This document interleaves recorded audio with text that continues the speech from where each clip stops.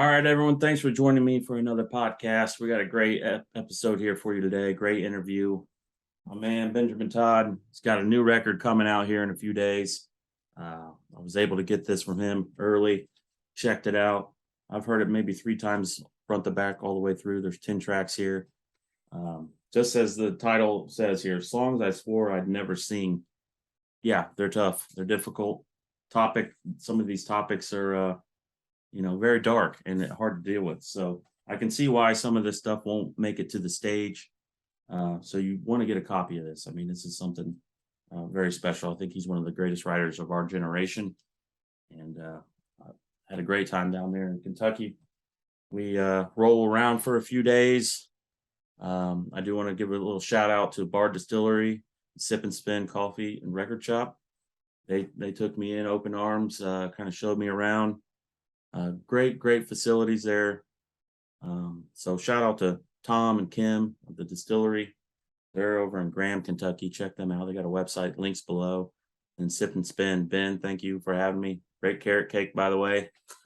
and I'm not even a coffee drinker. And I had a coffee, and it's a great environment, cool space.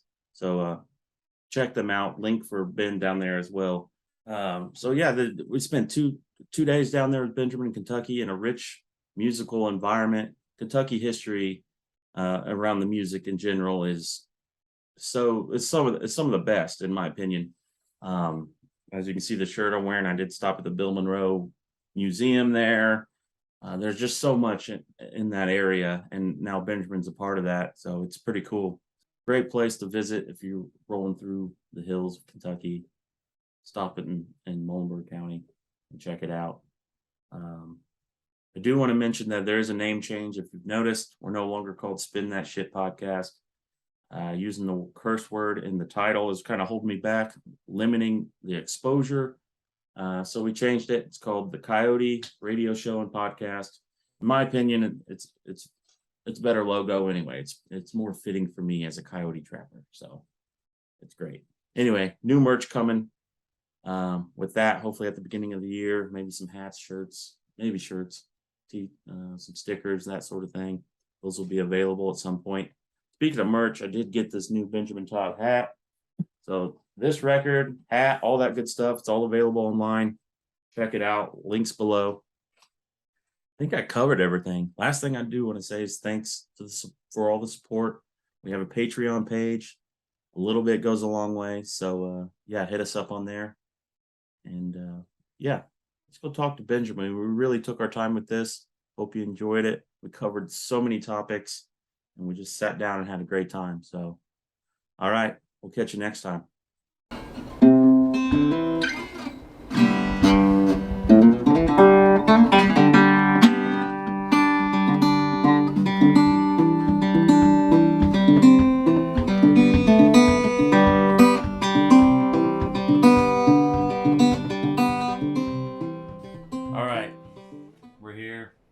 It's a long time coming. There's been a lot of questions about new music, time off from tour, and a lot of commotion online, what's happening with accounts. You name it. There's a lot going on in Benjamin Todd and the Lost Dog Street Band's world. So we're here to get the scoop. Thanks for having me down, by the way. Absolutely. Beautiful property. Thank you. We just got done having dinner. He's a grill master. Cook some venison. So, yeah, it's been a good evening. We're just going to chill out here and get the full scoop. I think we should probably start with this new music. Because I'm real excited. Heard a couple tracks now. And what can you really tell us about it that's going to be... Well, I mean, the title really kind of explains it. But what else is going to be somewhat different in this approach to this album, if there is one?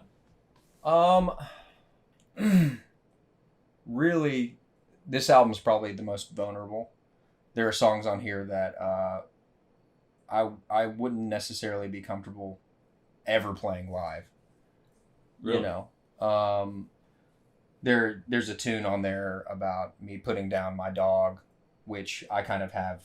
I have my own little spiritual ritual with death, especially with dogs, where dig the grave, and I put them down myself, with a revolver, and it's a whole process, but it's a part of my grieving process. So one tune is for Copper, who passed a year and a half ago. Another tune is talks about sort of the struggles of tour between me and Ashley. A very, very personal tune. Lot of vulnerability in this album. There's a lot of triumph. There's a lot of kind of coming of age and depictions of myself that I haven't gone to the depths of with the public. It's special in that way. I know that, it may sound kind of silly because to the public, it may seem like I reveal a lot already, but, Yeah.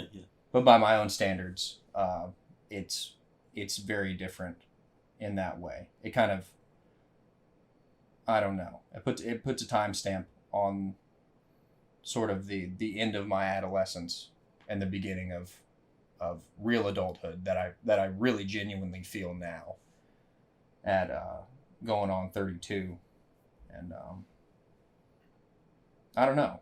You start to realize a lot about yourself, I think, at this age. 27 was a real transition point where I began the process of letting go of a lot of things in my life, a lot of immaturity, a lot of lack of responsibility and self-awareness that is a part of, I think, everyone's journey within themselves. And also newfounded gratitude. I think once you get past a lot of that immaturity, you realize how lucky you are to be alive. You realize how lucky you are to have everything that you have, and the people that you love and you cherish, and the relationships that have stuck with you, and or the new ones that have developed that are truly meaningful, become really vital to your mental health, really vital to your inner security. So a big part of this album is just thankfulness. I'm so grateful to have my family and my community and live in this country and be, statistically, period, I'm one of the luckiest people in the world. Like, just being in the West, being in a democracy in general. Right. You're like, out of the billions and billions of people who have ever existed, you are so fucking lucky to be here right now. Doesn't matter what state it is. Doesn't matter if you're in a fucking prison cell. I'm sorry. You're better off than anyone 300 years ago. Like, plain and simple. Yeah. You're freer in a literal sense. Not having to contend with the type of survival and misery that existed throughout human history. So, yeah.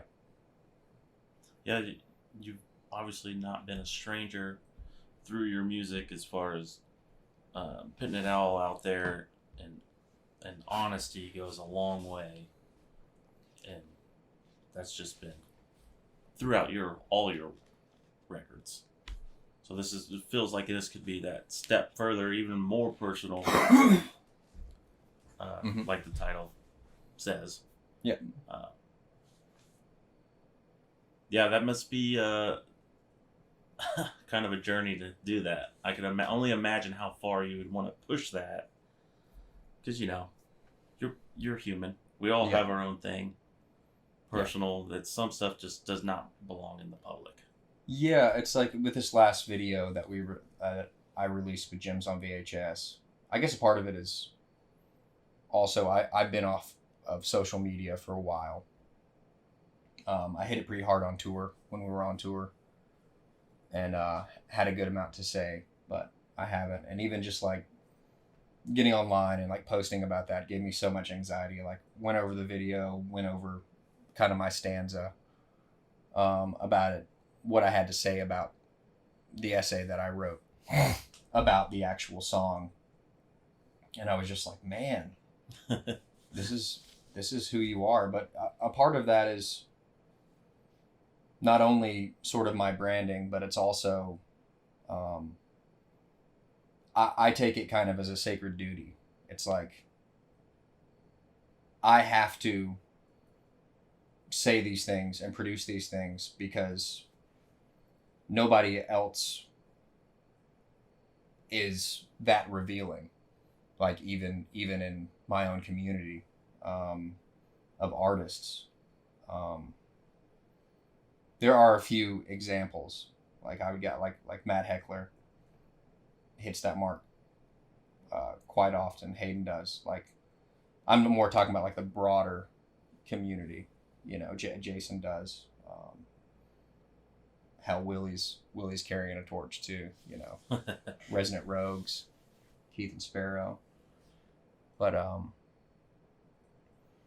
someone has to, somebody in this society has to stand.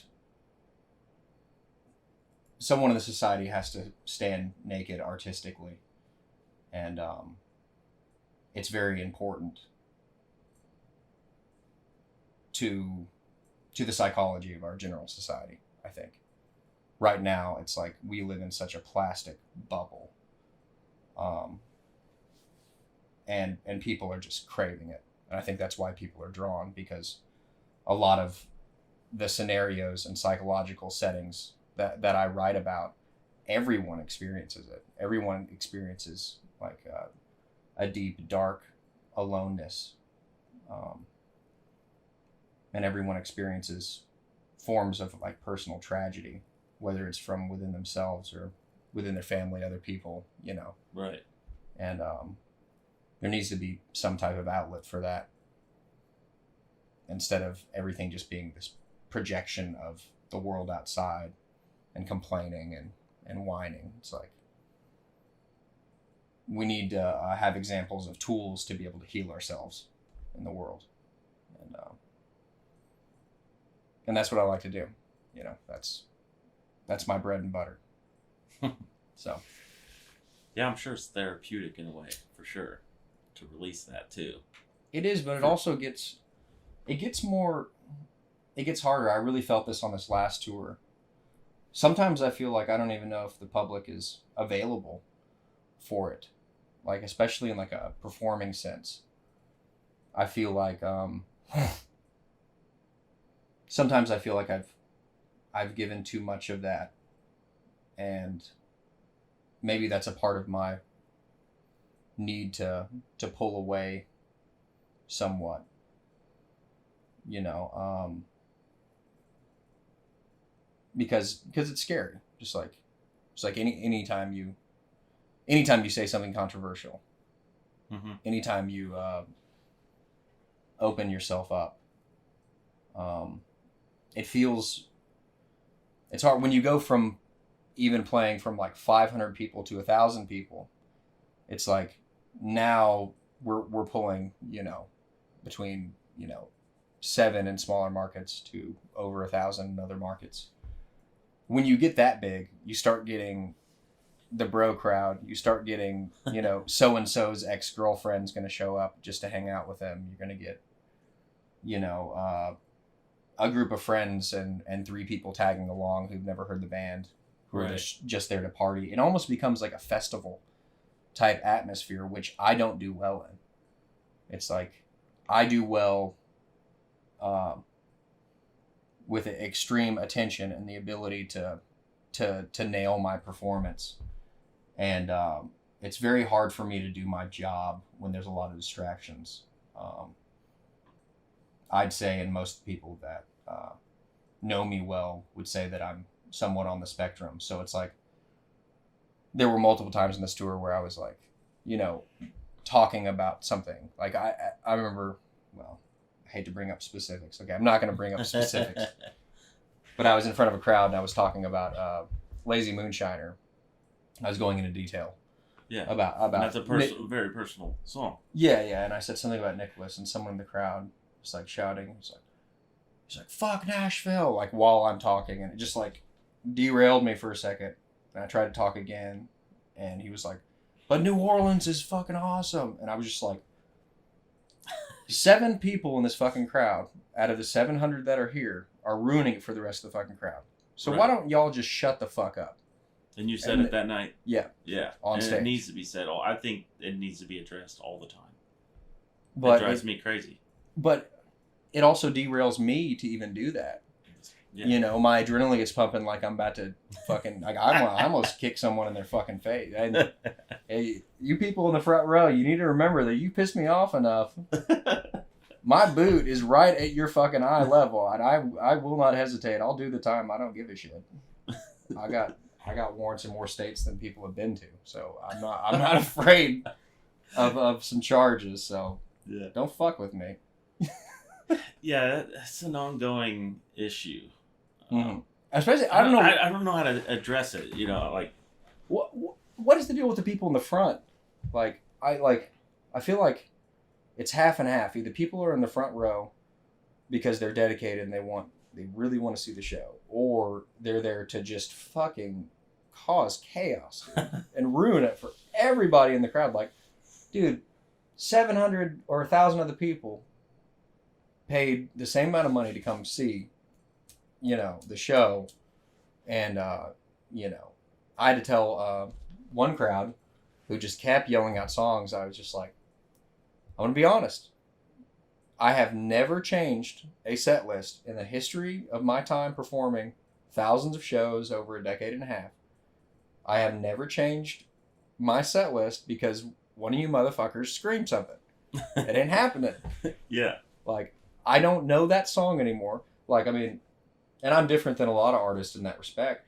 Even my last album, Glory, I couldn't play you like fluidly and well that you would actually, well, people would probably enjoy it. I wouldn't. I couldn't play you 8 songs, or I could probably play 2 songs off that album, like really? Decently. Yeah, I don't rehearse it. I write it, I produce it, it's gone. It's y'all's. I hope you enjoy it, but from a performing aspect, it's like success brings a lot of different weird things. It's like there's a list right now of probably 6 songs that I have to play. Like, if I don't play, I will hear about it. Like, if I didn't play Using Again. Right. If I didn't play Terrible and True. If I, you know, September Doves. I was going to say September Doves. Like, if I didn't play a group, and that's a big chunk of the set. That's like half the damn set. Like, you're talking 6 songs that, like, the crowd is there for. So it eliminates, you know, a lot of possibilities for me in building a set list to begin with. Because it's like, okay, well, these are the anchor songs. It's why it's, you know, and the whole point of putting on a show is to please as many people. It's utilitarian. It's like, yeah, I could play a set that only I enjoyed, and the crowd might halfway enjoy it, but that's not what they paid for. Like, right. They, like, yeah, I could get on stage and play all new material that no one knew. And the majority of the crowd wouldn't appreciate it as much, which is fine. You know, I understand my place and role and things, so I don't know. Lot of issues come with performing as success goes, and I'm definitely it definitely humbles me, because realizing that me and Ashley we've carried more responsibility. Like, it's remarkable that we're at the height of success that we're at, being essentially self-managed for all these years. A good friend, Dana Emery, holds the title of manager, and his job is to make sure, you know, things don't catch on fire, and that if opportunities are brought. But it's not a traditional managerial role. It's not like like we control all social media. We go out and buy our own vehicles. I strip them all and put you know, bunks in there. Ashley books all of the hotel rooms. Ashley plans out all the meals, even like from a TM perspective. Like, we do the vast majority of responsibilities that a TM typically would, but that's because we know exactly how it's done. You know, we know exactly what we need, and it's very nuanced and particular, you know, for every artist. It would take 6 months of misery and failure. Like, we hired a TM tomorrow, they would get their ass chewed every other day. It would not be fun for them. Like, they would not have a good time, and it wouldn't be their fault. So I'm not going to put anyone in that position. But it's definitely humbled me and made me realize, like, now I realize a little bit why other people sell out a little bit better. After this last tour having a lot more issues than we have previously, even at this level. Yeah. It's made me kind of step back and be like, I can see why other people defer to not deal with this shit. You know? Yeah. I still resent the majority of it. But, you know. There's a part of it that's like, okay. Yeah. I get it to some degree. I'm like, maybe I need to bring a few more people in. I'm coming to terms with that, I guess. I've been very, very stubborn about giving up any form of control of the business in general. And now I'm coming to a point where I'm like, okay, if we want to do this, we have to have some help. And I think that's another point of taking some time off and recalibrating, because I don't know how else you do that without taking a break. It's like, we can't do that on the fly. It's like, we've been in go mode for, like, you think about, a lot of people took COVID completely off. We did not. Like, I mean, 6 months, there was like a 6-month span where everyone was figuring things out. But the Southeast closed, but was open in a more broader sense than, say, like the West Coast or the East Coast, or even the general Midwest. It's like, we still had shows. They had mask restrictions and capacity restrictions, right. But we were in that perfect spot to meet the needs of a lot of venues, because basically, if you were any smaller than us, if you had less draw, you were kind of fucked, or like you were playing tiny rooms. If you were much bigger than us, you just took the time off. You were like, no, there's no way Tyler Childers is gonna, like, can work within the parameters and meet the demand of the crowd. You know, it's like, he would have had to been playing to, like, 1,000 people in, like, a fucking, at Bridgestone Arena. It just doesn't work. So we were perfect in that sense, because we could fit in all the 1,500 cap rooms, and they would fill it with 500 people seated, and we met that criteria. So we just took off with it and worked throughout most of the COVID restrictions. So we haven't had an opportunity to recalibrate in a very, very long time. Yeah, it's always on the go. Seems like. So the time off and this tour that we're on, the last run of the tour is the title of the tour itself, Farewell, Lonesome Farewell. It's not a farewell per se, is it? Well, you'll be back at some point. I'll be back. I don't know how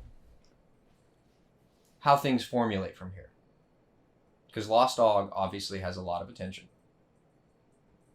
We have a ton of really diehard fans, but also my writing style is moving away from the Lost Dog kind of mold.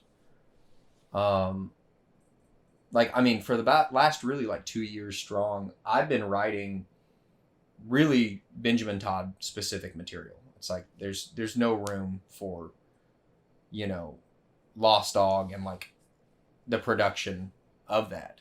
It's like, and also my writing has slowed down significantly. When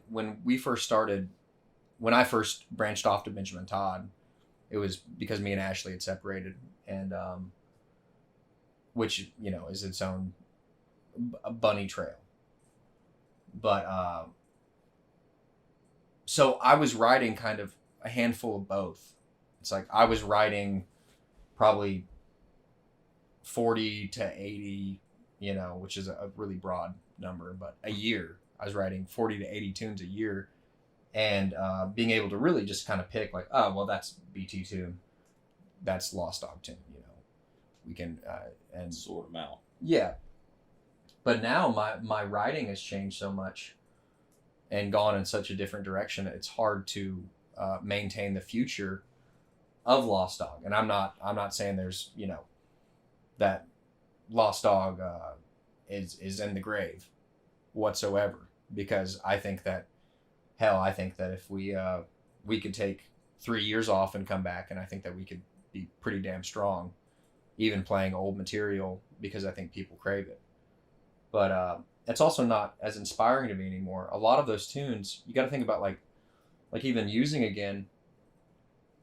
Like that tune is obviously very popular, but it's not me anymore.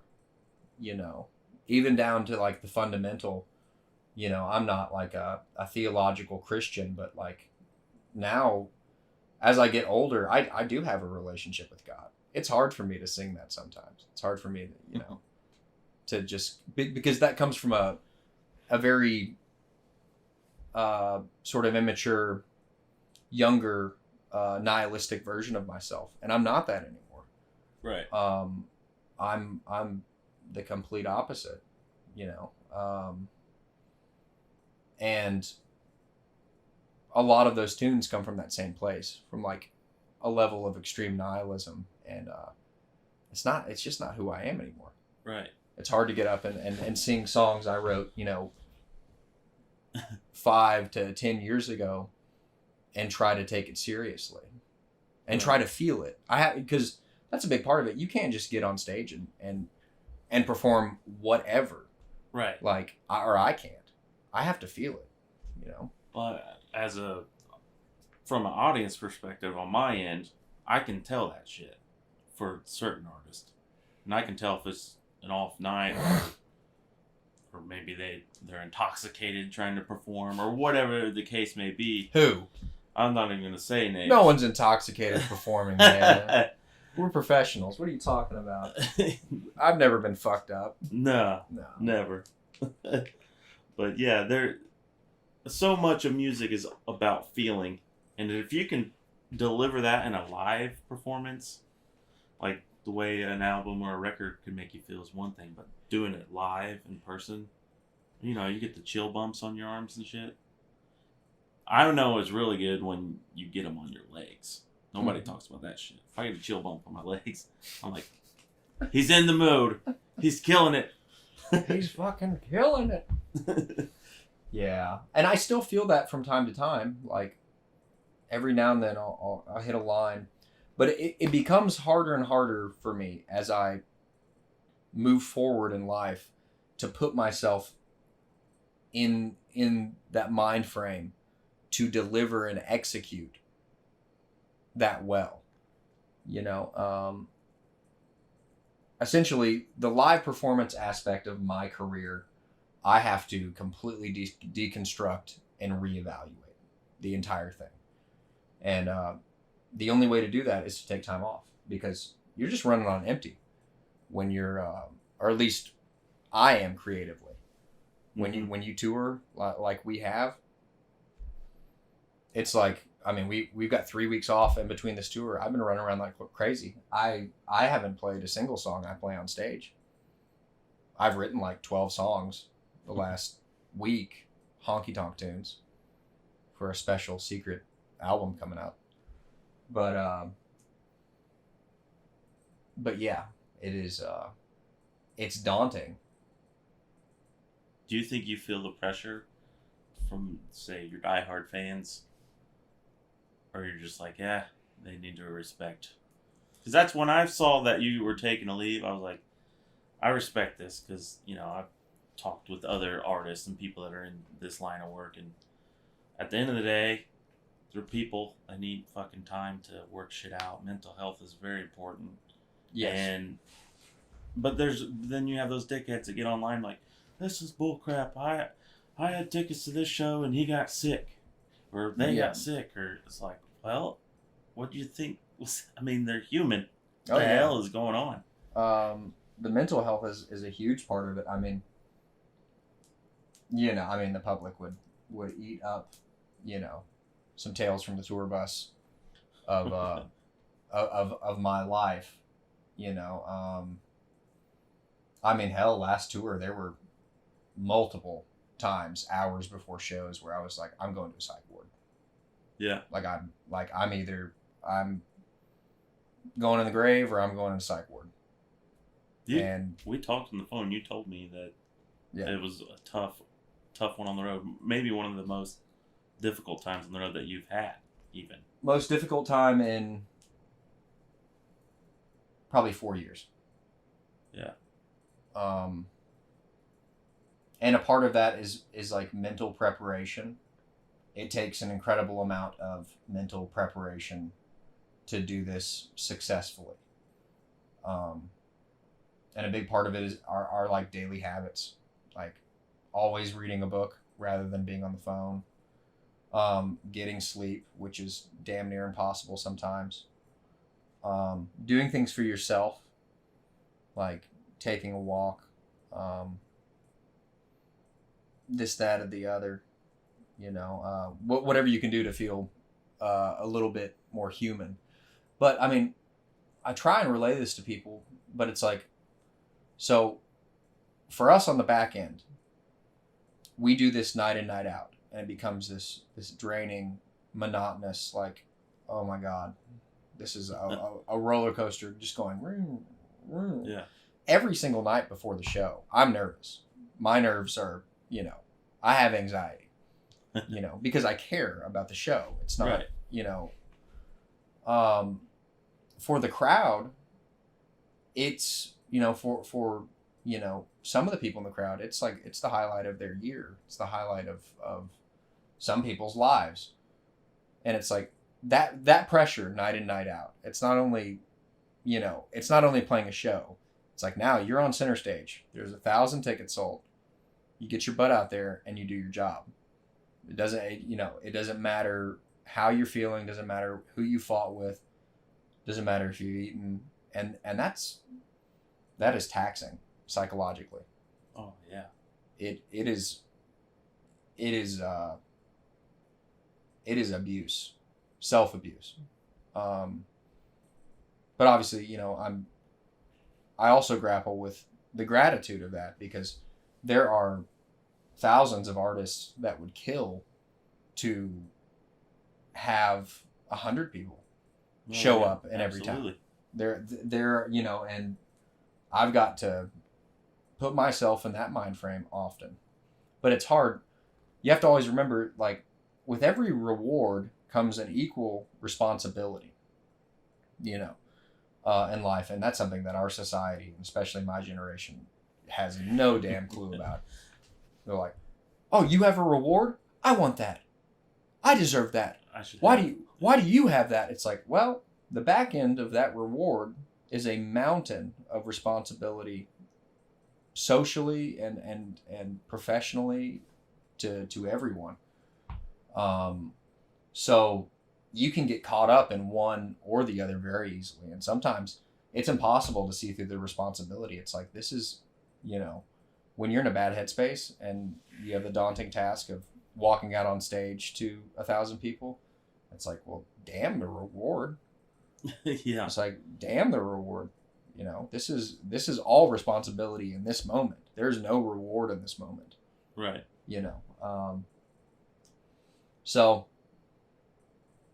it's hard to grapple with. And I have manic depression or bipolar disorder. and have my entire life. It runs in my family. Runs deep on both sides: insanity, addiction, delusion, manic depression. Just so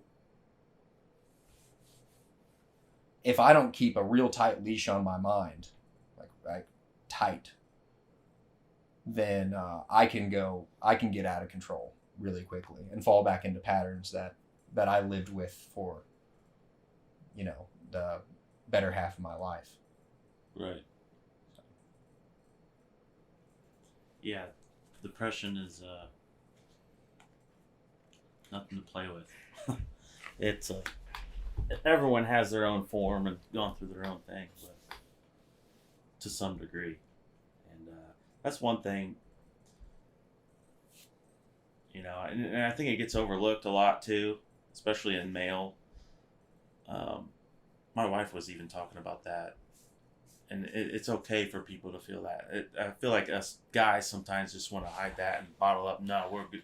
We're tough, No, it's okay to not be okay sometimes. Yeah. And to understand that and realize it, that's a big part of it. To be able to say, okay, I might need some help in this department. Yeah. And I recently had to do that myself. That's why I went on that little rant. But yeah, it gets tough, man. And no one, there's times where no one else, you could tell them everything and they'll be like, I understand you. And no, it's like, no, you don't. You were not there.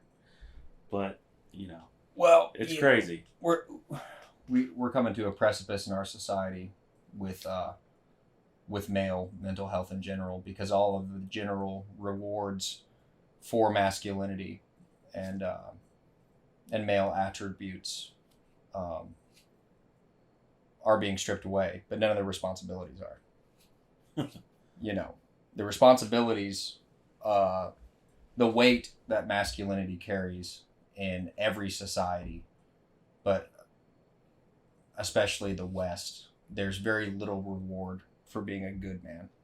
There's very little reward for displaying the type of courage and determination that built our society and the West in general and every society.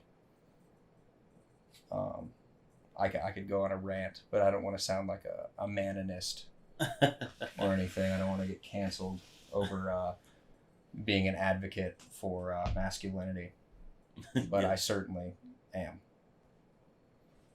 That's that. Yeah. In a nutshell. So you did just drop a hint a minute ago. So we got. I heard a rumor, then you kind of talked about it. We're doing honky-tonk music now? What's going on?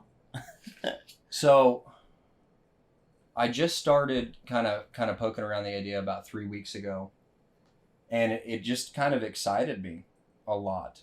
It got my mind really working creatively, because sometimes I can get into a slump. For the past few years, I come in and write to dump like my very interpersonal baggage, and that worked for a long period of time, especially when I was going through a lot of tumultuous times and growing like exponentially. But now that I've kind of come to a plateau, and I know I just talked about, going to a psych ward and stuff, but compared to who I used to be, like, even like 2 years ago, especially, I've made huge gains the past few years, and I'm a lot more stable of a person in general, whether it seems like it or not to my wife or my family sometimes. But it's really allowed me in the past 2 weeks, like since I've been off tour, I have just had a creative dump. It's been like, I probably wrote, I think, one song in the last 6 months before 2 weeks ago. And I got back here and I was like, okay, I really want to touch on some ground with writing and production style over the history of country music. And so I was like, what's like a Ray Price production style tune that I could I could write and use my skills that I've been crafting for years into writing some of the best honky-tonk music. And, you know, just like I said, being like, okay, I want to write like a 50s style Ray Price tune. Real kind of croony, whatever. Nail it. I want to write a driving outlaw Waylon tune. Nail it. I want to write a like mid 80s Randy Travis, like Western swing type tune. Go, nail it. Want to do like a more kind of modern Jason Isbell, like not pop, but more modern production style. Yeah. You know, pedal steel, but uses the relative minor chord within it, you know. And that's been so incredible. It's been so eye-opening to my creativity. This was just 3 weeks ago or so? I mean, last night I wrote a song. Night before that I wrote 2. Night before that I wrote 2. You know, it's been it's really just been this week, actually, because when I got back from tour, I still had COVID. I had COVID. I was down for 5 days when I got back. Bad. Yeah, I could tell when I talked to you on the phone and you were on the back end of that, and you still sounded down, rough. Yeah. Yeah, a lot of dark depression. Of course, you know, me and my man brain. If I'm not being useful, then I get depressed, because utility is my pride.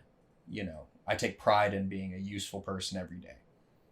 Yeah. I think that should generally be the goal of, like, if you're lost in this world in general, an ideal to work toward, be useful. Be a useful person to the people you love, to society. And that itself opens up so many doors. Right. Choose to be useful. Choose to make the effort to learn. Like, but yeah, that's a tangent. No, honky-tonk. No, I mean, I'm totally with you on that for sure. Because that all goes back to the whole depression bit that we're talking about. Because if you don't have some sort of goal or ambition and you feel useless, it's hard to get out of that. You have some sort of motivation. And if you have goals like that, to be a useful person and contribute to your family or society, that's enough to maybe pull you out of that. Yeah. And it helps. Well, it's like something that I really try to instill on my good friends and family who suffer with addiction and mental illness is one thing that kind of gets overlooked within addiction and coming out of it. Like, all right, you've sobered up, you've detoxed, there you are, throw you into the world. If you don't change your general habits, it's pointless, because contentment comes from purpose, and purpose comes from responsibility. If you don't start taking on responsibility when you're kind of rebuilding your mind and your life, then you're never going to get anywhere, any further. Like, immediately when you begin the process of restructuring your life, like, you need responsibility. You need accountability. And that's helped me so much in this community. Even just being a member of this community and being held accountable for, like, okay, these people depend on me. I said I'm going to do this. I told this person that I'm going to be here at this time.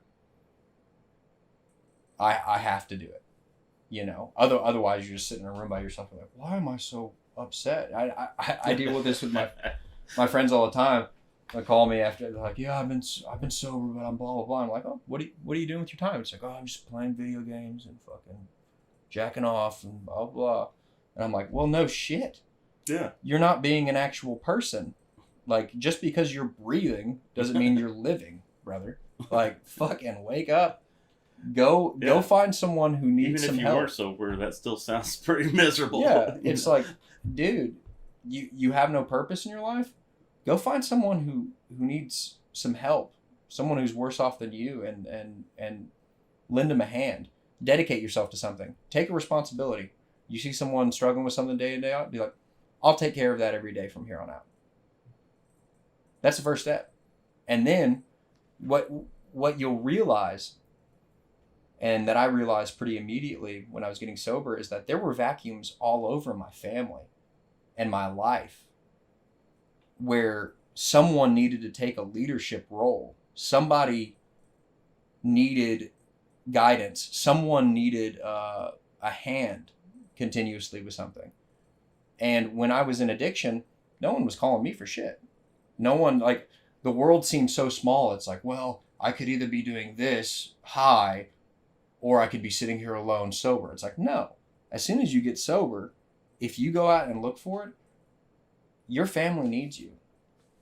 You know, your lover needs you. Your community needs you. The world needs things from you. You have a sacred duty on this planet, and it may be small. It may seem irrelevant. It may seem stupid. But, you know, it's goddamn important. Everyone's sacred duty and personal responsibility on this planet is incredibly important. Yeah. And it's the vacuums that create the corruption in our society. You know, it's like, so that's what I tell people. It's like, you don't see the opportunities around you. You don't see all the help that other people need because you're not available. And they know that, you know. So get off your butt. Do something. Yeah. Yes, addiction. What else could you touch on addiction? Because you guys get flooded with that online too, as well. It's usually a story of, hey, you helped me get clean, sort of thing, or reaching out of where they should start or they want to start. You have any kind of advice other than what you just gave? I would say that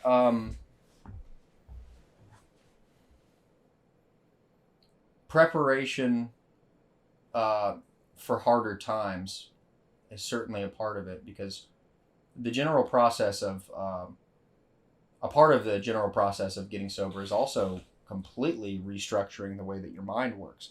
Because even after I'd gotten sober, I was an absolute rage machine and delusion machine still for years, you know, and I really had to combat that, and I really had to target the areas of delusion and really isolate them and be like, why does this raise my defense mechanisms?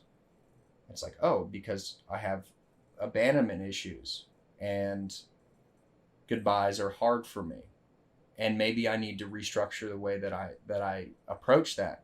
And when I'm going into these situations, be aware of the fact that I have the potential to respond with rage, like just having the wherewithal to understand yourself, like evaluating yourself, really, because like once you get sober, that's when, you know, a lot of the real work begins.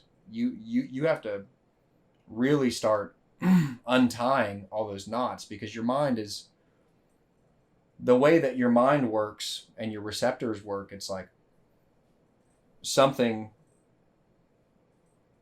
basically events and or triggers are tied directly to patterns of behavior.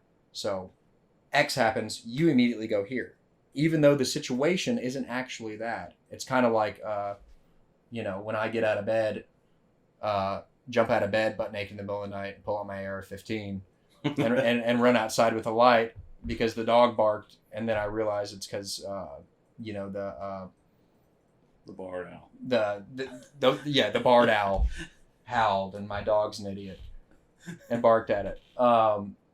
It's kind of like that, but which is not a bad thing. Like I think I think, you know, I think men should get out of bed butt naked and rush outside into danger. I don't have a problem with that. I'm not going to stop doing that.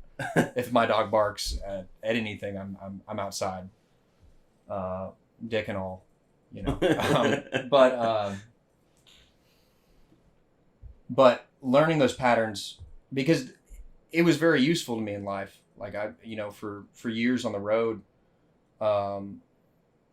sleeping outside, being homeless, hopping trains, hitchhiking, I was a very, very reactive, violent person. Yeah. Because I had to be. Yeah, you're on the edge 24/7. I was in situations many times in my life, under a bridge or in a situation where there was no one to stop the fight. Either they were going to be unconscious at the end of it or I was. And there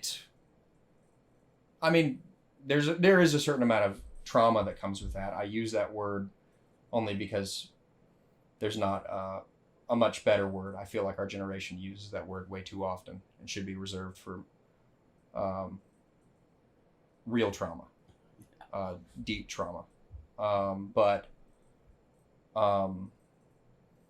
learning to pull that back and not react in such a serious way to anything became really hard, on a daily basis, just freaking out and then like coming to and being like, whoa, this was not that serious. Like everything is okay. Right. You need to calm down. Be able to pull back excess, then being able to have self-awareness that like, this is not the situation, because it's hard because that's useful. It has been extremely useful. It's kept me safe, in life. It saved my life. Being able to go from 0 to 10 and seriously injure somebody is a fucking important thing to be able to do. If you're interested in protecting yourself or your family or your community or your society in general, yeah, there has to be an army of people ready to do that. If we want any amount of freedom, there has to be. But learning to dial that back, learning in general, the patterns in your mind, the things that you're going to react to, the things that are going to trigger you. Like that's one of the fundamental first things to do when you're stepping back into the world as a new person. It's like to be willing to critically evaluate yourself. Right. And be able to admit you're wrong. Be able to lay it down. Be like, I'm sorry. My defense mechanisms got out of control, and that's my fault. I have to do better. A lot of it's personal responsibility. Yeah. In just general. owning up to whatever it is. Yeah. Because even, like, I guess one of my philosophies is, like, even if something is someone's fault, like, even if something in your life is, like, directly someone's fault, from a utilitarian perspective, it's like relatively useless to sit and dwell on, even if it is someone's fault. Like it's not actually helpful because you still have to deal with it. Like, and all you're doing by sitting around and being resentful and bitter, all you're doing is postponing that healing. Like, you have to heal from it. Someone hurt you. You feel an injustice in your life. Life isn't fair. Life is not fair for anyone. I don't give a shit. Like, yeah, maybe like a small, like 0.0001%. Right. Someone with fucking, Jeff Bezos or something, but you think he's happy? Bullshit. He ain't fucking happy. That motherfucker. You think these people are happy? You think Elon Musk is happy? No. I don't think so. You still got to deal with yourself. Like, at the end of the day, it doesn't matter who did what, where. It doesn't matter who threw the first punch. You got to clean up the mess in your life. You've got to look the ones you love in the eye and hold dignity. You have to do that. Yeah. You sit and complain. Like, I mean, that's all you have at the end of the day when you boil it down. It's like you your own accountability to give yourself some sort of perspective. Stand up to your word, sort of thing. Yep. Your honesty that makes you a man or whatever. Yeah. As you boil it down to that, that's pretty big. So, we've covered a lot of ground here so far. You got numerous things going on all the time, it seems like. Another great reason for a break. Mm-hmm. But you're also working on a book, right? Just about your life and your travels and a little bit of everything. Yeah, so I just think it's really important at the stage that I'm in life right now to document some of the things that I've been through, some of the stories, because about half the people who were involved are dead, and a lot of those memories are also escaping me. You know, like everyone.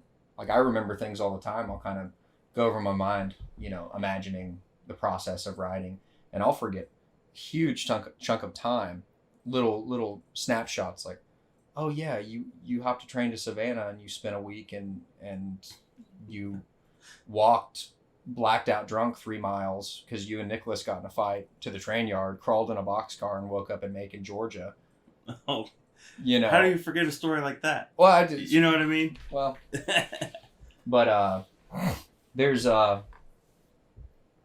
much that is going to escape me here in the next few years, and so many of the stories are critically important because it really describes the last generation of travelers before smartphones, because which I think in 100 years it's going to be like the smartphone and social media is going to be the same kind of hallmark of humanity that the Industrial Revolution was, you know, or the coming of an aggregate society. You know, it's really going to be a schism in psychology and how we perceive the world and how the world functions in general. So, you know, I mean, in my time growing up, you know, we had maps. Every now and then someone would have a flip phone. You could, you know, make a call or whatever, but you used to have to, I mean, I would hop a train and I would take a wrong split and I would have to sit out and look at water towers for hours. I'd sit on, you know, a grainer porch and look at water towers and then sit there with a headlamp and flip through, you know, because you can't just have like an obvious light like on the back of a train. It's not a smart idea. So right. You have to kind of hide it, get under your sleeping bag and sit there and be like, okay, Waterloo, where am I? God damn it, I'm going south, you know. And they'd be like, well, fuck, now I'm going to wake up in this town and then I've got to figure out, I guess I've got to hitchhike here. And then you'd start planning your whole next day. You'd be like figuring it out. But the whole mode of travel, and also you didn't do any of that. Like I would pick up a disposable camera every now and then and shoot around and have it developed later on. But like, you didn't do it to document anything. There wasn't any, like, you were living in the moment. Mm-hmm. You were living for today, you know. I guess I probably have about 10 insane stories, and this probably hits on number 4. I'm not going to give the top 3, but number 4. So I went to Athens, Georgia quite a bit in my early 20s. I used to just hop around. Me and Nicholas spent a lot of time there. Spent a lot of time in Georgia in general, Savannah and Athens specifically. But, you know, I was a pretty seasoned tramp at that point.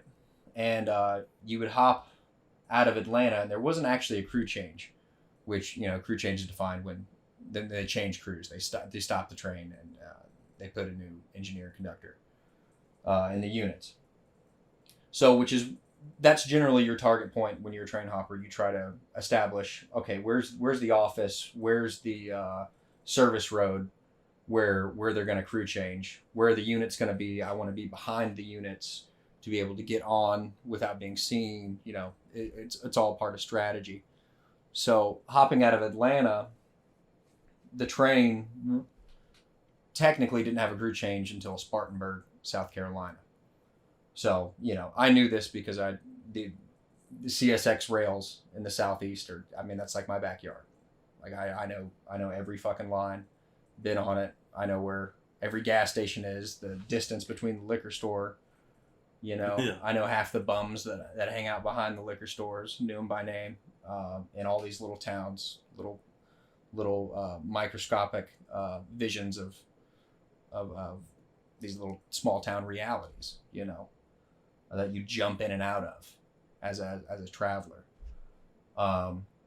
So one time I hopped a train out of Atlanta, and so I had ended up in Spartanburg multiple times because it wouldn't stop. Sometimes it would slow down, and every now and then it would stop. But, you know, every now and then I would have to hitchhike all day back.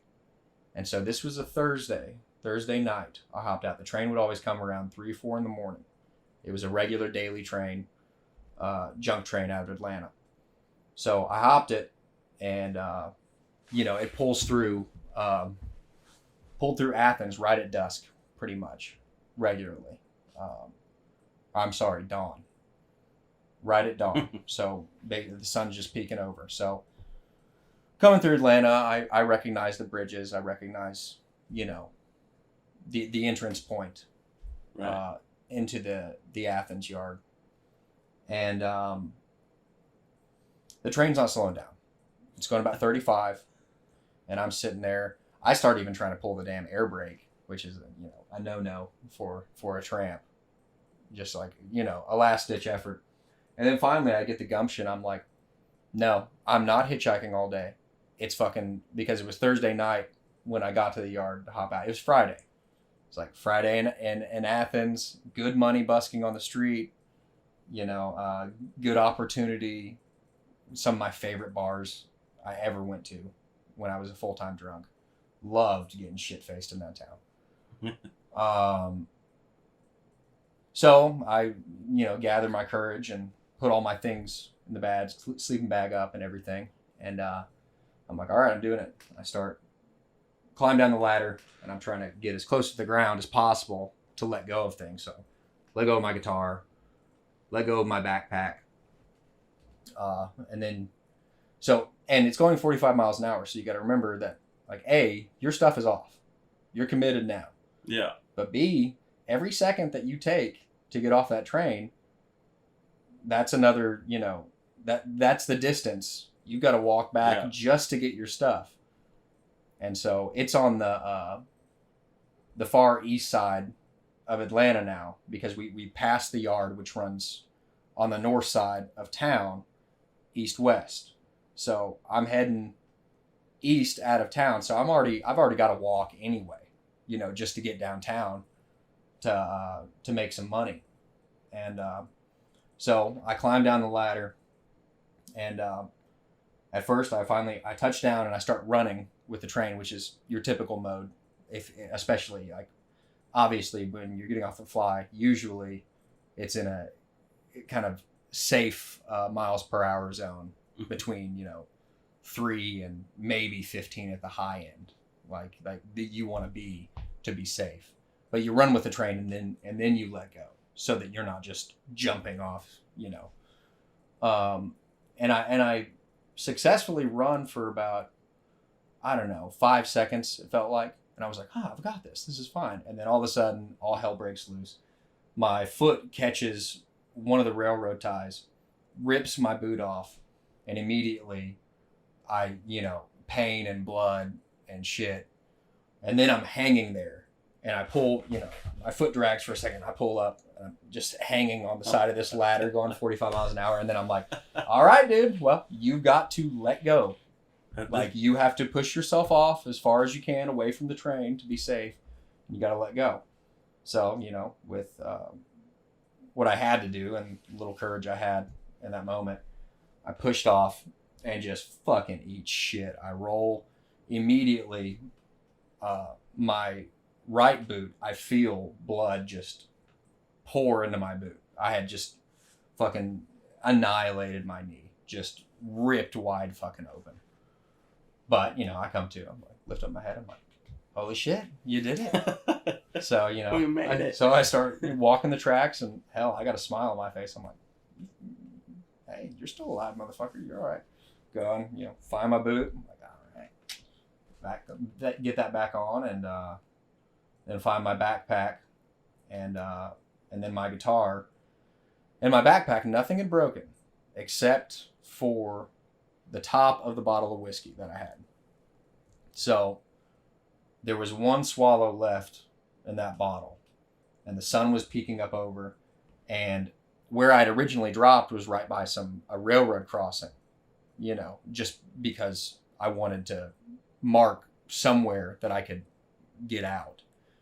And I got to take that swallow of whiskey, you know, in the morning sun as like people are going to work, and they're looking over at me. They're like, holy fuck, different era. You know, I've got a cowboy hat on and a fucking, you know, old Swiss Army pack and a guitar, and I'm fucking got blood all over me, and I'm sitting there with a bottle. I'm just like, thank God I'm a tramp. And then I walked, I think it was 5 or 6 miles all the way to town with a bloody knee and everything, sore as can be, fucking half drunk. I busked all damn day, made $150 and spent every dime at the Manhattan bar down there. And woke up the next day with nothing in my pocket, you know, in a bush, and like a block away from the Manhattan, and, you know, went back to town. But that was like, that was just life. It's like there was nothing to write about. We're like, oh, dude, look at my knee, dude. I'm crazy. Like, no, it was none of that. It was like you were in the moment, you were living. And yeah, I'd say that's number 4 of my top 10 crazy railroad experiences specifically. Is that how it's going to be lined out in the book? Like by number? There's so much going on that I just can't wait to see. Like when you told me about this honky-tonk album, my cheeks were hurt from smiling. I was like, what?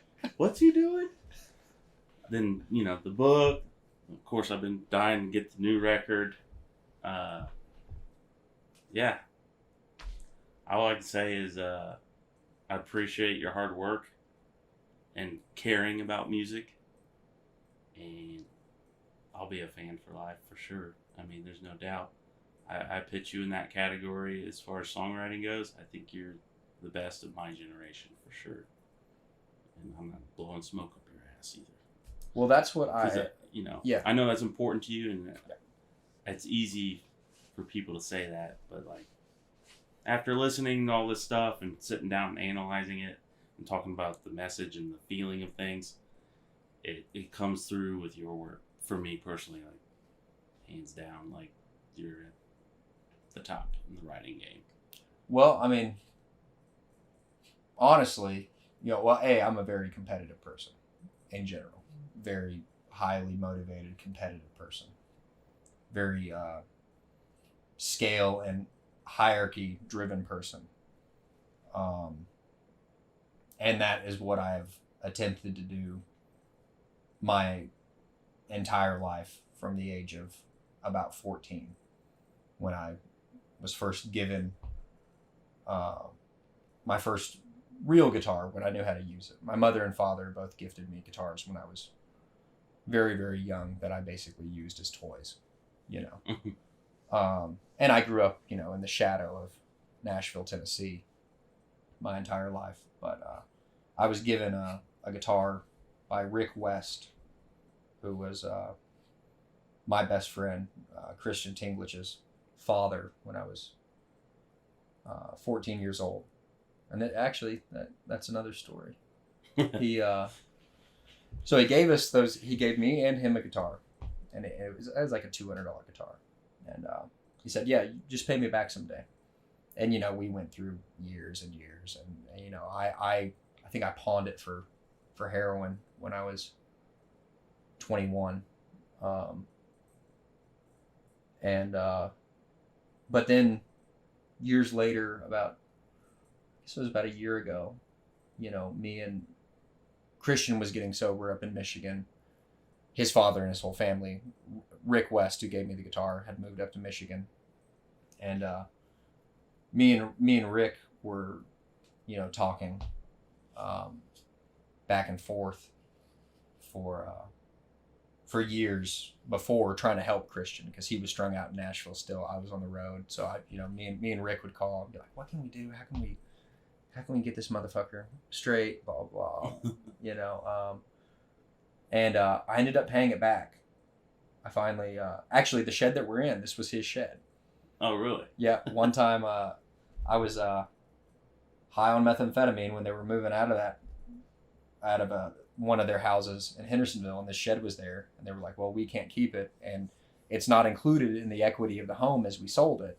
So if you want it, do it." I found someone to move it for $300, and then I finished it out, reworked all of this, cut it up, and made it what it is. It was just like a storage shed.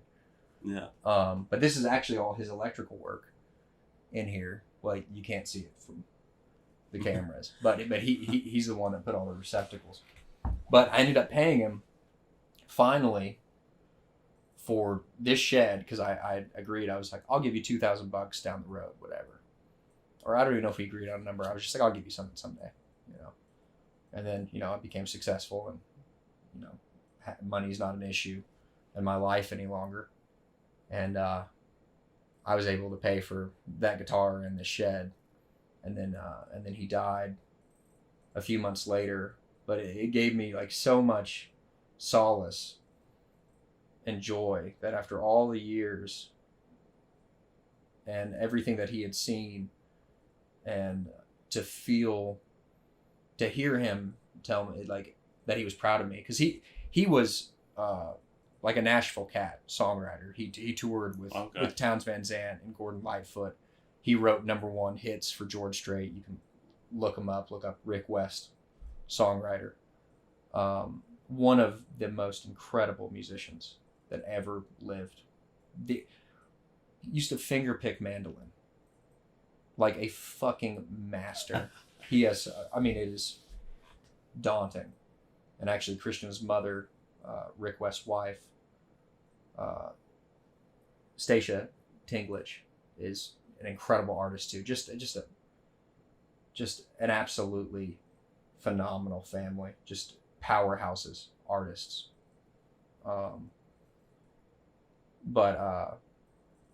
So it was an honor, before he died, for him to acknowledge, like, "I'm so proud of you."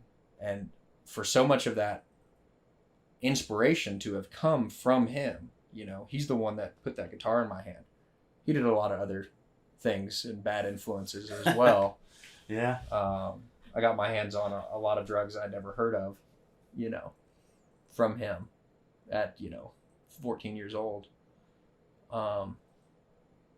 But like to have that closure was incredible, and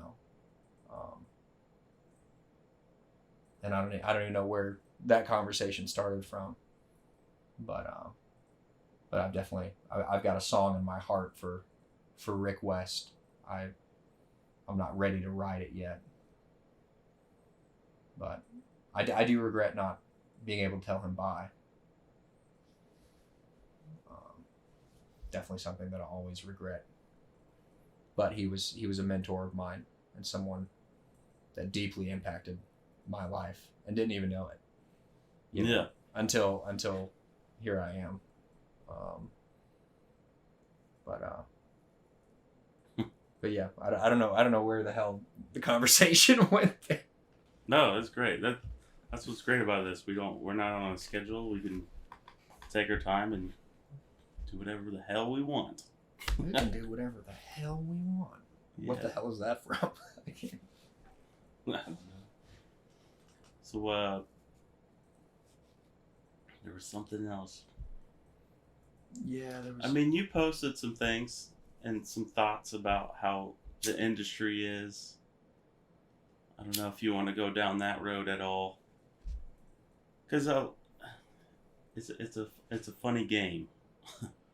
It's a funny game because I talk disparagingly about the industry a lot, and I can tell, sometimes I'm want to call my agency and be like, I'm not talking about y'all, or like, talk to some people, because it is a broad term. Like, I mean, hell, I'm a part of the music industry. Technically, I produce music. Yeah. But I also have to realize that there is this same corruption everywhere. Everybody deals with any it. sort of business. Think about anyone who is employed by anyone else, anyone who creates anything and works within the system of free enterprise. It's not perfect. Corruption is rampant, but it is still, a system that's created more prosperity for more people than anything in the history of the world. So I can appreciate it, and also, realize the corruption within it. And there are a couple key figures that I would love to point out, but ironically, I still have to dance around them sometimes. I still work, Live Nation shows from time to time. Mm-hmm. And they're the big bad wolf. I still work with artists who are on, WME. I still work with, I still have to work with artists who work for people that I think should be assassinated. There are people that I really care about and somewhat respect that work with people that are the embodiment of fucking Satan, in my opinion. They don't see it the way I do, and I can't change their mind. And their life, their responsibilities within their family of business are a lot easier than mine. So, I can bitch about that, and they can be like, well, your fucking Facebook's been hacked and your Instagram's been shut down. So, I don't have that happening. I got people on that shit, motherfucker. Yeah. That's wild that you're even going through that. Yeah, it has been. It's been really daunting, and it's been really surprising how much it has taken away from our ability to reach people. Because I didn't really. We do have something special, as far as having built Benjamin Todd and Lost Dog right alongside each other. I mean, they've been neck and neck. Within 5,000 followers for a long time, as far as our reach and ability. And we're very lucky in that respect, because I can still get information out. It doesn't look as good, it's not as clean, but no other artist has, 2 substantial, successful accounts. Right. They just don't. And which was smart on my part. I give myself credit in that regard. It wasn't an accident that happened. It was a lot of hard work and competence. But losing one of both has certainly made me realize how important the outlet of Benjamin Todd, the Instagram, was and, you know, the outlet of the Lost Dogs Facebook was to be able to reach people clearly and cleanly and be able to discern information, and, you know, give it to the public neatly and easily. And it's been crazy. I mean, realizing the corruption within those two, within Meta, within Instagram and Facebook, it's like they don't give a shit. Yeah. And I make them ad revenue. I actually make them money. Like, we're not fucking Beyonce, but we're not nobody. Yeah. You know, like we certainly probably fall within, you know, at least the 5-10 percentile of their general range statistically. Like, I mean, we're a part of the army that keeps their ship moving. Right. And they don't give a shit about us. And so much of it, well, especially the Facebook, it's like they've literally just allowed political fascists to take over millions of people's Facebooks and propagate false propaganda. Like, and that's daunting. Like, thinking about, you know, the things that happened in 2016 election. Now I see it full force. I'm like, oh, yeah, these people are liable for this, or should be. Like, Facebook should be liable for this because they're not doing anything about it. Absolutely nothing. They will not respond. The Facebook is hopefully going to be resolved soon because we've hired a company on. But the Instagram, it's like, you know, it was suspended because someone made a fake account, obviously fake, started building it, and then reported me as impersonating myself. And I've been sitting for, you know, a month sending emails. Jeez. You know, every day. But that's the only outlet. All I can do is send an appeal. And if they never read it, they never read it. So I have no idea how long I'll be held up. And,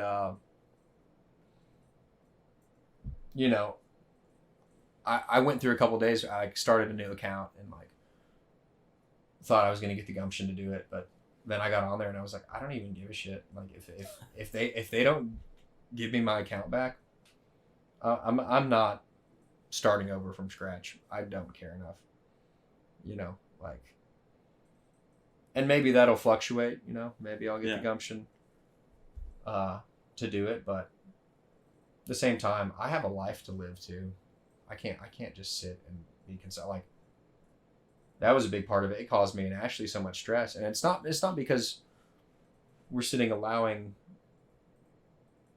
and thinking disparaging thoughts about our identity. It's also because in order to even deal with it, you have to think about it.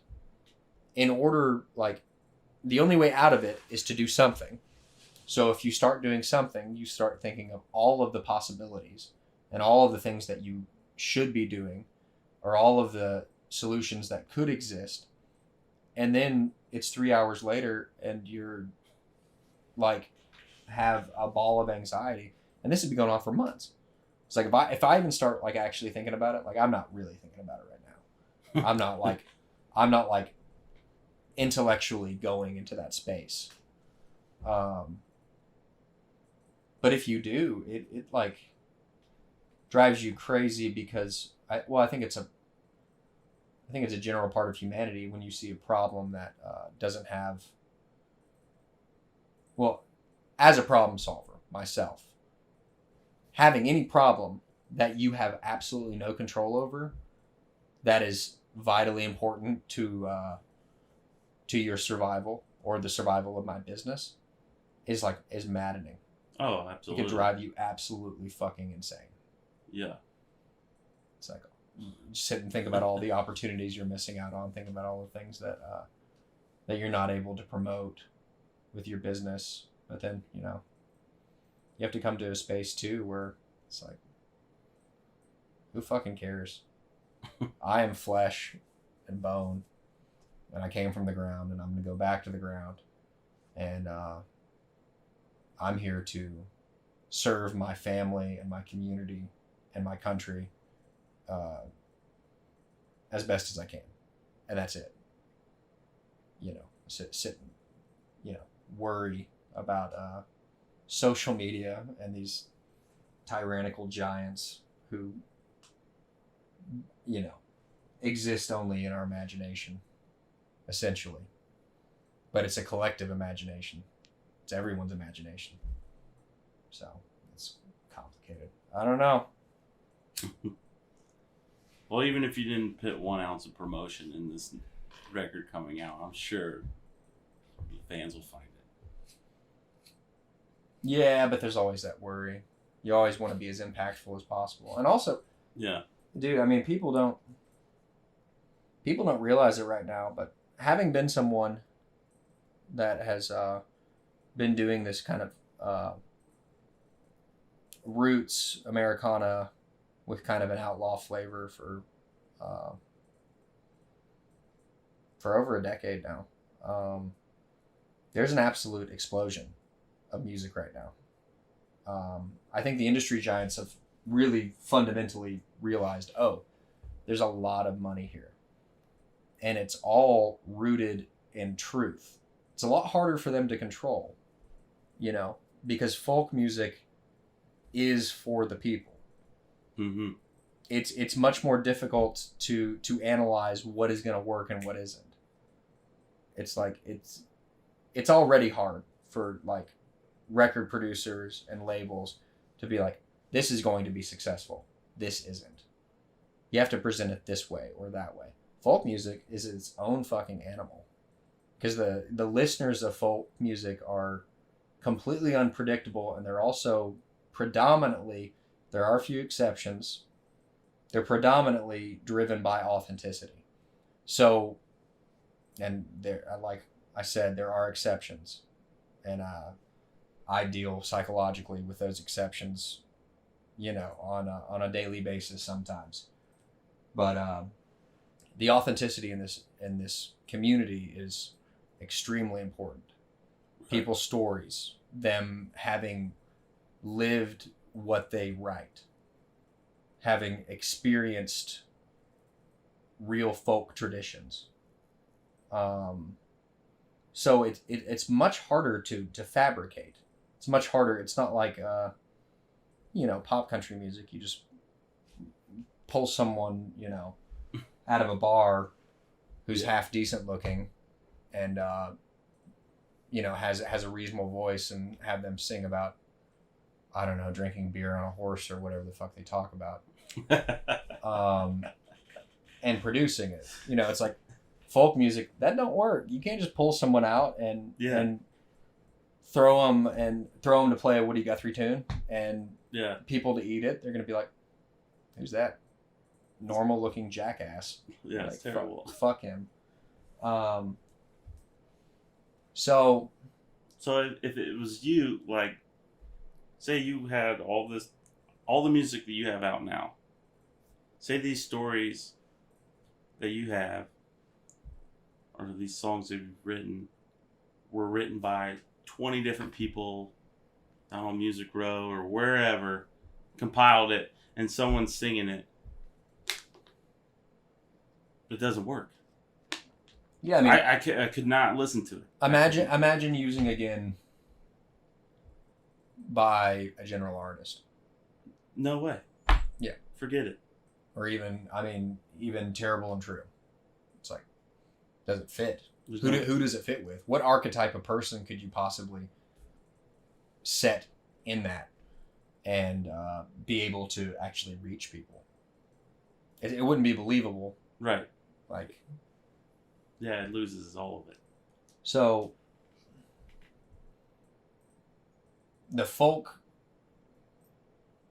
boom right now is I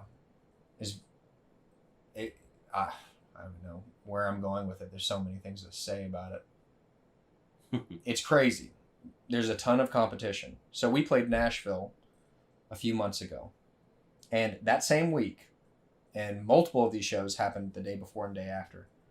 Logan Holstead, Nick Shoulders, the Deslons, Jesse Daniels, Arlo McKinley, and Sarah Shook was supposed to play, but ended up canceling. We're literally all playing within 4 days of our show. And, like, that's insane, dude. Like, That's you know, difficult for a guy like me, a music lover. And yeah, I what I would love you do? all Nashville. those bands, you just like, you can't go to all of them. You'll be No. broke as fuck, for one. I already fight with that, going to so many shows a week that I just like, man, this is starting to hurt the pocketbook a little bit. Like, I can only imagine. Exactly. It's like, how do you stand out? And like, I'm not discounting the brilliance of any of those artists whatsoever. No, yeah. Because, you know, I mean, pretty much, yeah, everyone that I named is like, Well, came from a place of authenticity, and there's a real beauty in that, and it is exciting, but it's also like, I may not be old, but I look at things by the miles, not the years.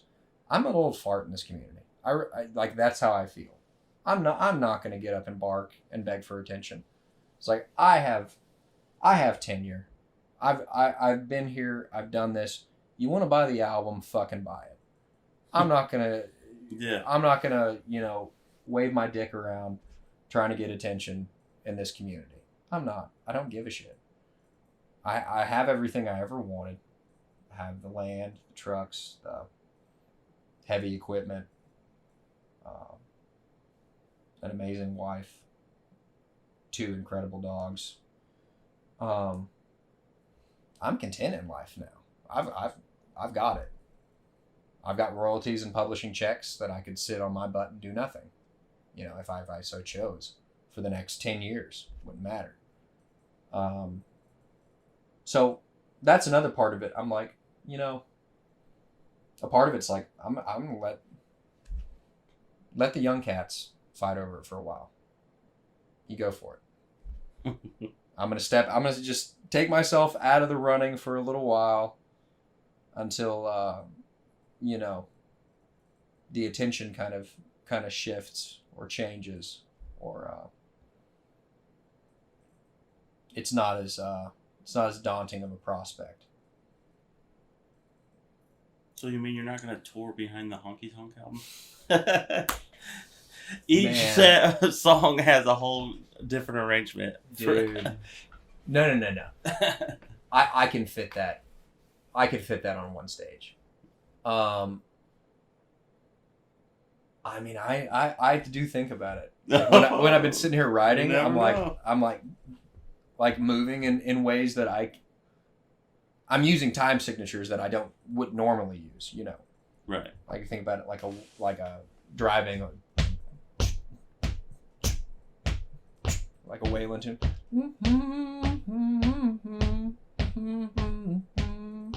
Like I'm like grooving in ways I'm like, man, that'd be fun on a stage, dude. Like sitting there just like slinking, like I've never been able to do that. No, yeah.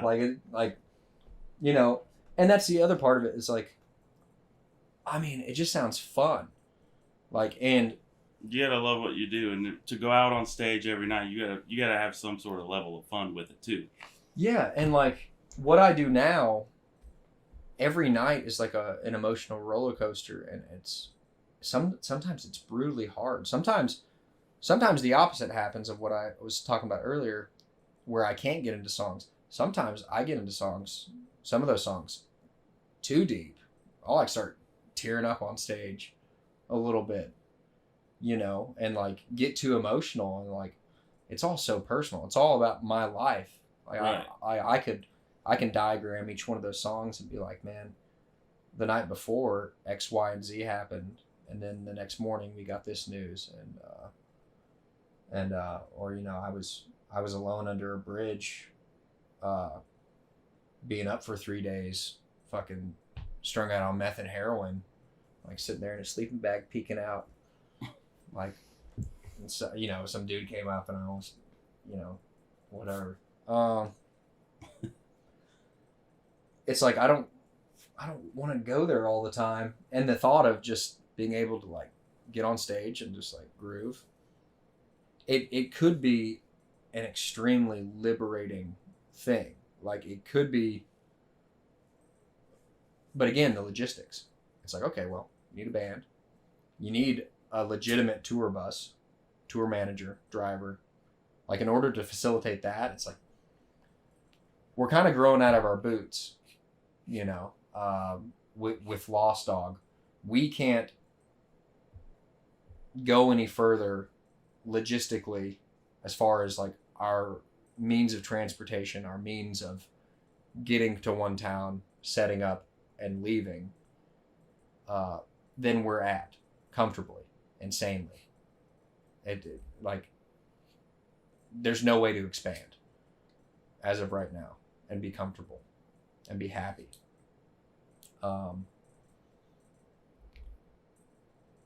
So as of right now, it's not as rewarding as I'd like it to be. And maybe something like that would be great to do. Also, it opens up a new revenue source. It's like, you know, brand that Benjamin Todd and the Hard to Kills, you know, coming to your town, and then be able to be like, okay, well, Lost Dog's playing here in 2 months too, but it's a completely different act. And it doesn't fall within the, what's it called? Clause radius. Right. That a lot of contracts have, where essentially you can't, like if I got a show at the Orange Peel in Asheville, you know, a part of the contract is you can't play within a 100-mile radius. I can't remember what their clause is, but for, you know, 3 months or 6 months, whatever it is, that would defeat that. I'm playing a completely different set, completely different act, and it's like you could also impact 2 completely different groups of people. And the honky-tonk thing is cool because the honky-tonk crowd is a completely different section of crowd that has a little bit of overlap. I mean, you could potentially reach other people that might not even really listen to your music now. Yeah. Then have that crossover from what you got going now. Yeah, and like the honky-tonk crowd has its own weird, you know, exclusionary politics too. You know, it's kind of like, it reminds me of the old time crowd growing up, which I was always, you know, on the outskirts of because I wasn't cool enough. Because really to be either of those things, you kind of have to be a nerd. And I am a nerd about trucks, trains, mama in prison. But I'm not an obsessor about like certain factions of music in that realm. I'm obsessed with the songwriting aspect of anything, like of any type of music. It's like I could go on about Billy Joel and some of the songs that he's written, just masterpieces, you know. So it's never been about like a certain clique, you know, that I was obsessed with. It was just like, okay, songwriting. Who's a good songwriter? Who understands how to use phonetics, syllables, and timing signatures all together, and also their execution and their delivery all at once to create the algorithm that is like a perfect song, a perfectly written song. That's what I've always been obsessed with. But I would certainly welcome, you know, the honky-tonk crowd to listen to the album, because I've got it written over there, and it's the greatest country western album ever written. I'm pushing it. I'm joking. I'm pushing that one. Pushing the limits. I'm out of my territory now. I gotta be careful. Yeah. Bob Wills is gonna come from the grave and fucking chop my dick off or something. Oh man.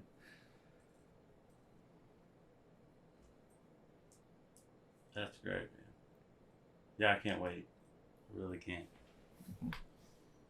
And that could be something too, if you you know, maybe you can't get it to tour it right away, but you could probably fit a few things around here, dip your toe in the water, play a couple shows live just to get a taste.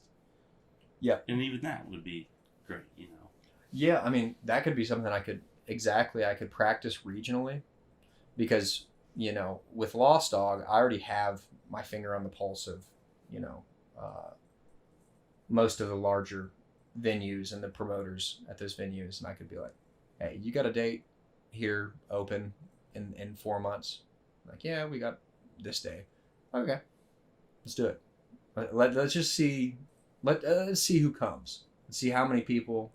Let's see the type of reception, and then be able to evaluate. Like, okay, we got something here, or it was okay, not my cup of tea, whatever. No pressure, you know, as opposed to getting on stage and basically being naked for an hour, like. So yeah.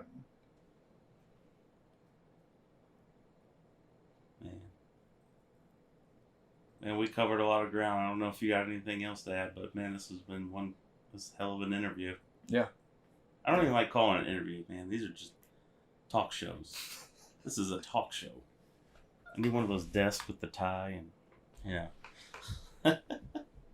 I don't know, man. I don't think it's your style. No. Definitely not my style. But yeah, it's been good. Here it is, everyone. When's the date, Benjamin? September 23rd, y'all. September 23rd. Get yourself a copy. We got, how many tracks we got on here? 10. 10 tracks. It's always 10. That is the perfect number for a record. Just so that y'all know. Yeah. Good deal. All right, brother.